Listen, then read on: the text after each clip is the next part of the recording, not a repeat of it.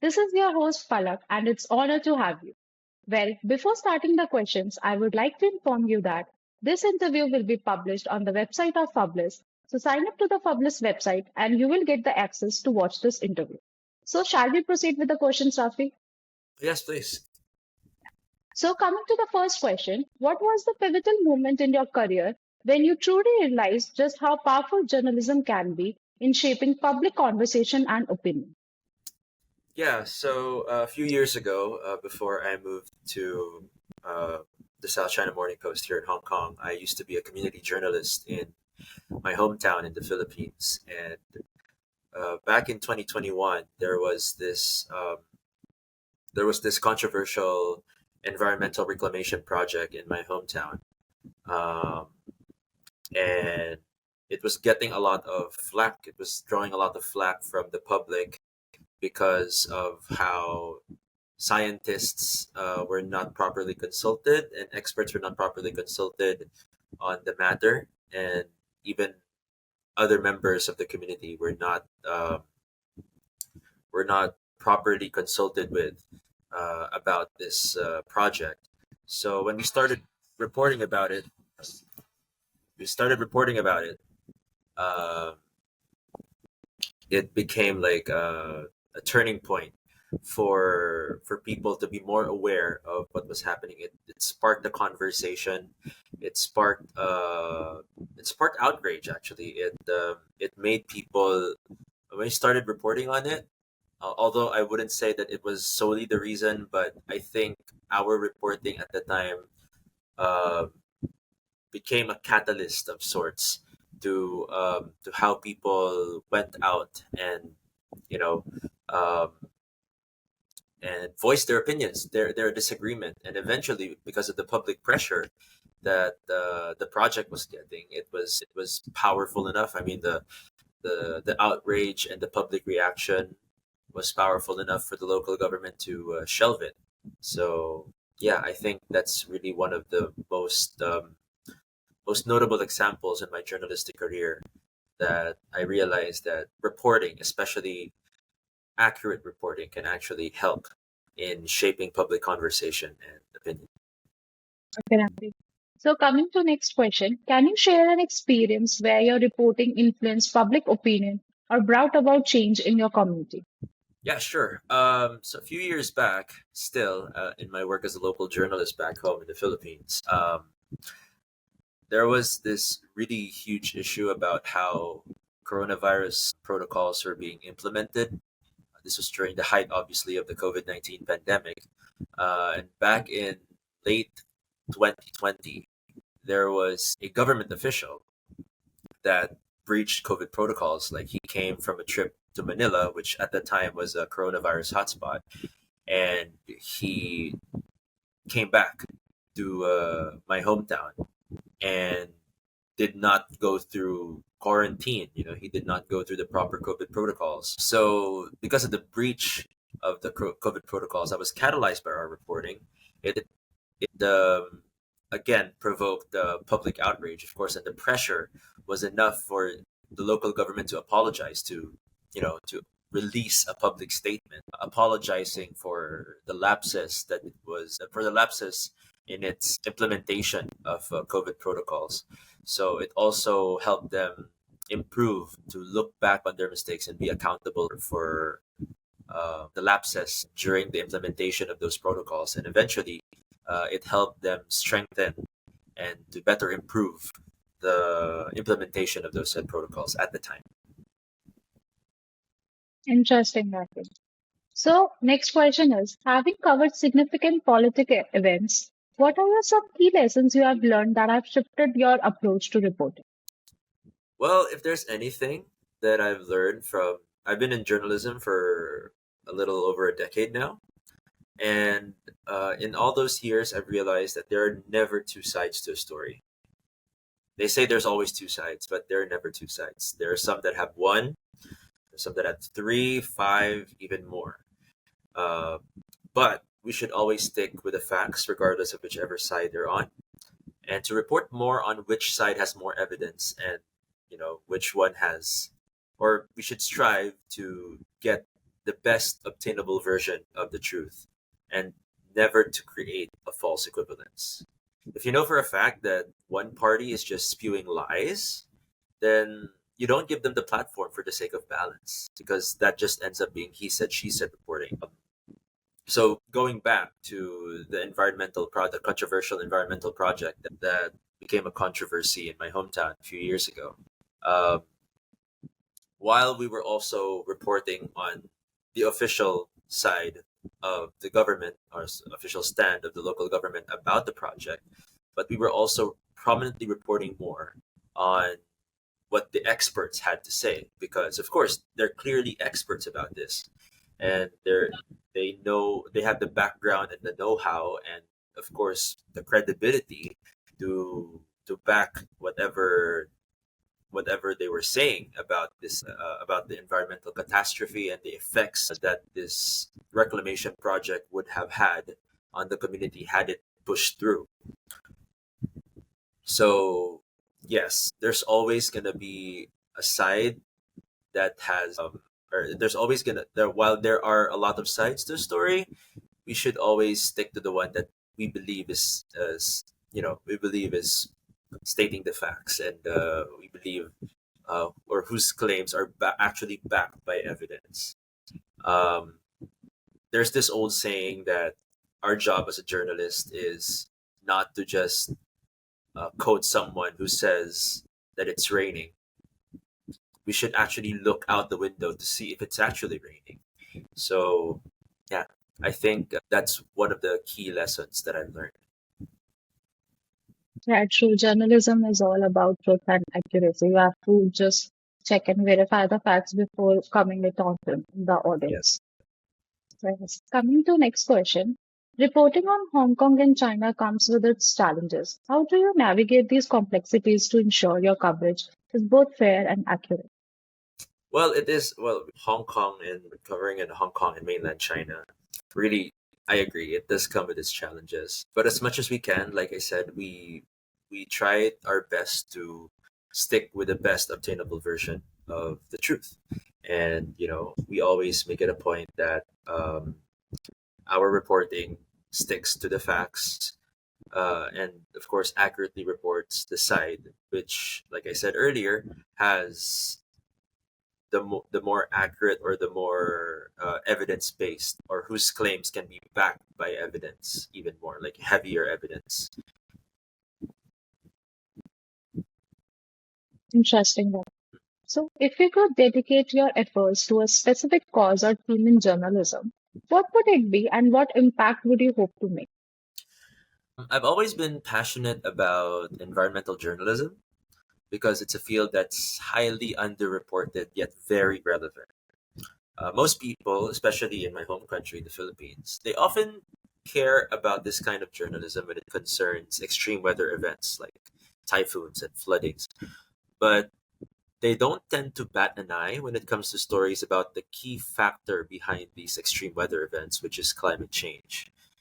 I know it's an uphill battle considering that most mainstream media outlets, because they're advertiser focused private businesses, they don't generally have an interest in environmental stories because they don't rake in views and clicks as much as crime and entertainment stories do. But as someone who's passionate about environmental journalism, I'll still keep doing it. I'll still be interested about it because I still believe that, um, in the midst of all the informational noise in the digital world, there will still be people listening. So, yeah, I think if there's any cause or specific theme in journalism that I would like to focus on, it's environmental journalism. So, as digital journalism evolves, what skills do you think aspiring journalists should focus on developing to stay relevant and effective? Okay.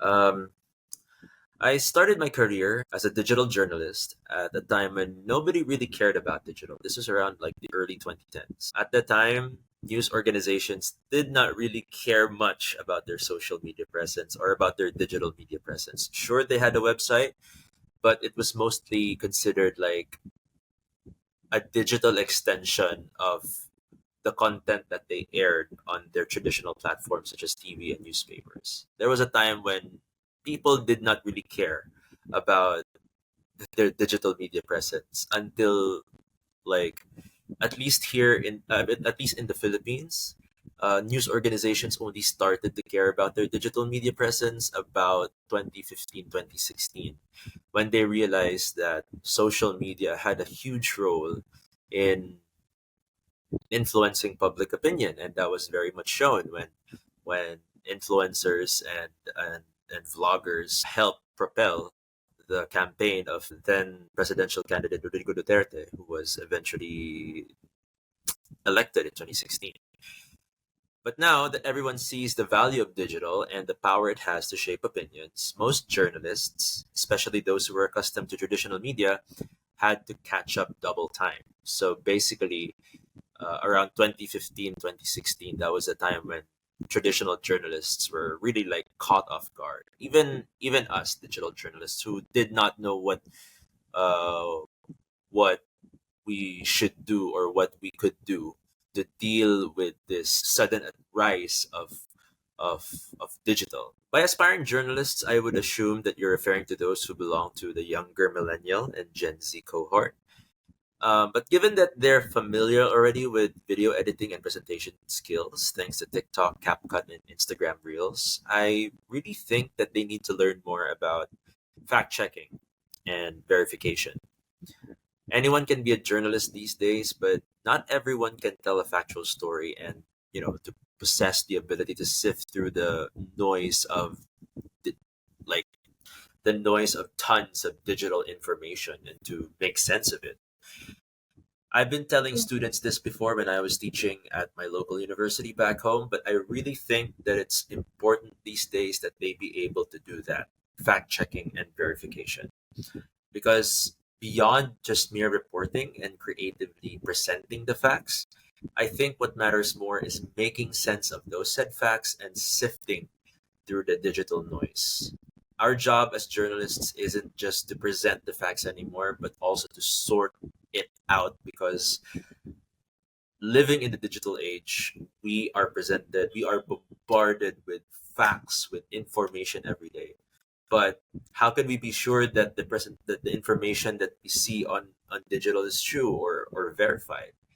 That's when we journalists come in. We don't just present the facts anymore. We also tell people that the information that we present is accurate, and we should also tell why they should matter to them, or why people should care about a certain event. Yes, you quoted out very right that in today's world it's very important to fact check. People Yeah. just tend to believe in social media, every news that is posted on social media, and they don't check if that is correct or not. Exactly, exactly. I think that's also the kind of situation that you also have over there. I've heard of stories about, like, in WhatsApp group chats and WhatsApp channels within your family or friends, people just tend to share whatever information they found interesting that might have amused them or might have tripped them off, without even bothering to see or to double check if the information that they're sharing is correct or not, right? So yeah, I think that's really important for us journalists to actually sift through the noise and make people care, or at least explain to people why they should care about a certain news event. So, Rafi, how do you approach sensitive topics, especially in communities that may be wary of outside reporting? Hmm. Well, that's exactly the reason why journalists abide with codes of ethics. In the Philippines, we have a set of codes of ethics that we adhere to. There's the Philippine Press Institute for print journalists and the KBP, Broadcast Code for broadcast journalists. So we adhere to these codes of ethics, to these codes of conduct, to properly approach sensitive topics. So, for example, when it comes to reporting about sensitive crimes such as sexual assault or rape, of course, we make it a point that we don't reveal the identity of the victims, because, of course, it will they've already gone through a really, really an unspeakable situation, and we don't want to make that even worse for them by outing them to the public unless they want to. And of course, minors, especially. We don't mention the names of minors, we don't mention the names of children, especially when they're involved in such sensitive news events. Because, of course, we have to also consider the welfare of these people. And I think the whole point, I think in terms of approaching sensitive topics, I think the the core binding principle should always be understanding that we should be human when it comes to reporting, because people tend to have like a perception about journalists that we're these robots who just present information, that we're emotionless, that our impartiality makes us unemotional. But that's the thing, at the end of the day we're still human, and it's important that as journalists, even though we see and we cover sensitive events, sensitive topics, some may even be graphically violent, we need to make sure that we still tap into our humanity and tap into our human sensibilities when we report about the people involved in these events. So it's important that we remember that they're human.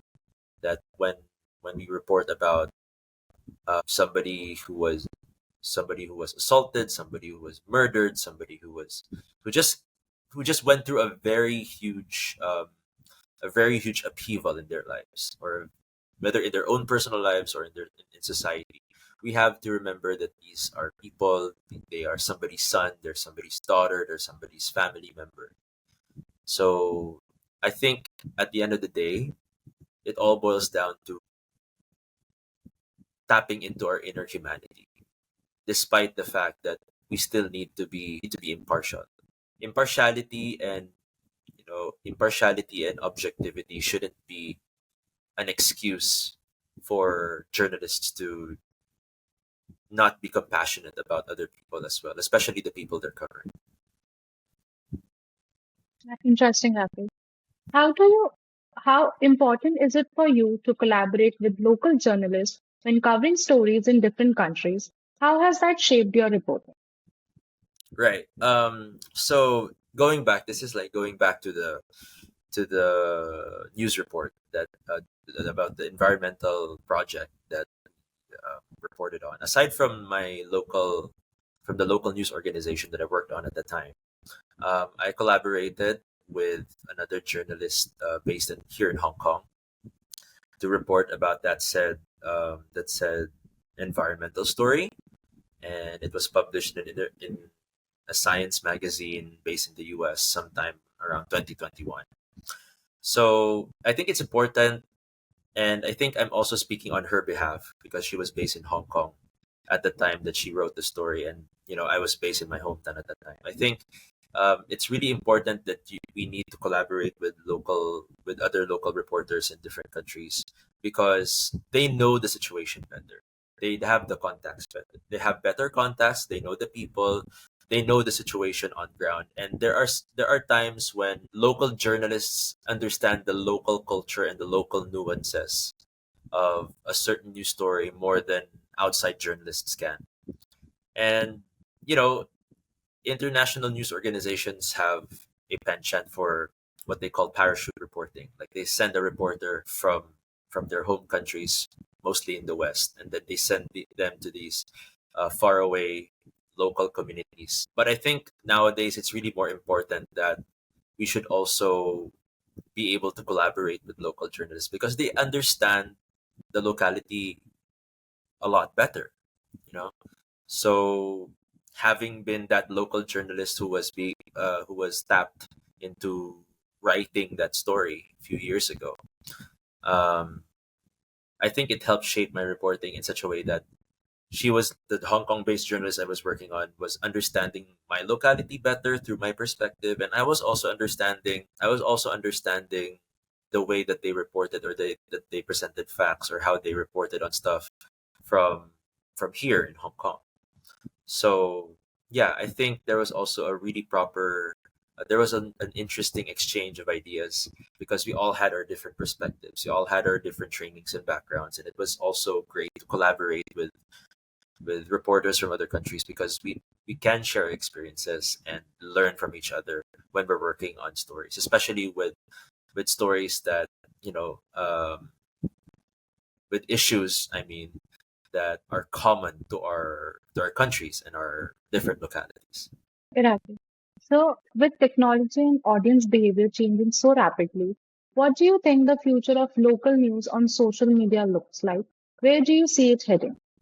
Honestly, I don't really know because a few years ago, like I said, I started my career as a digital journalist at a time when people didn't really care about it and we didn't know where it was headed. Like I had to, I mean, back when I was still studying journalism in J school, I had no idea. I mean, even our professors had no idea how to teach online journalism because they didn't know how. And when I started working as a digital journalist, I had to start from scratch. I only knew how to write the news, but digital media is its own animal and it had to be learned, it had to be tamed, and I had to learn how to tame it one mistake at a time, you know. So I honestly don't know because it's like like you said, it's changing so rapidly. So there's no way or there's no telling where this will go. You know, I think it also depends on how social media platforms will also tend to curate news because let's face it, we're under the mercy of social media algorithms. No matter how well intentioned and well researched our stories may be, it's still up to the algorithm to decide whether to present this news story that we worked on to audiences, right? So we're still at the mercy of these algorithms.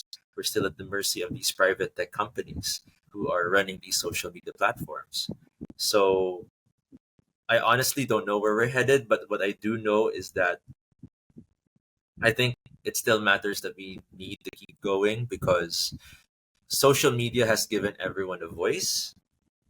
Social media has given everyone a platform to say whatever they want, but at the same time also a that has also become a disadvantage, especially in democracies where people have people have started to use and weaponize social media against journalists and branding journalists as peddlers of fake news or peddlers of disinformation, especially when we report on facts that that don't abide or don't go well with their predisposition, with their predisposition beliefs or their preconceived notions.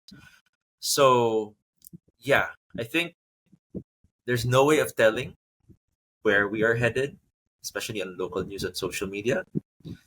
But I think it just and honestly, as journalists, even though I've been a digital journalist for 10 years, we're still winging it. You know, we're still going about it as we go because um, everything that we've learned about social media when I started about 10 years ago, um, little to almost none of it kind of applies to the situation now. So if anything, um, I think the key is to just keep going and to just keep adapting. See whatever works. See what and get a feel of what information or what kind of news matters most to our viewers, to our readers, to our followers, and most importantly, how it's presented. So basically, a Exactly. long story short, is to just keep going, just keep winging it, and just just keeping at it. Okay, so coming to the last question, what is the most valuable lesson you have learned throughout your career that you would want to pass on to the next generation of journalists?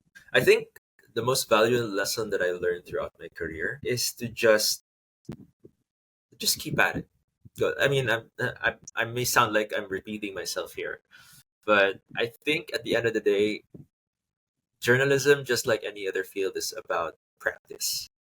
It's about just keeping at it and just keep the fire burning, I guess.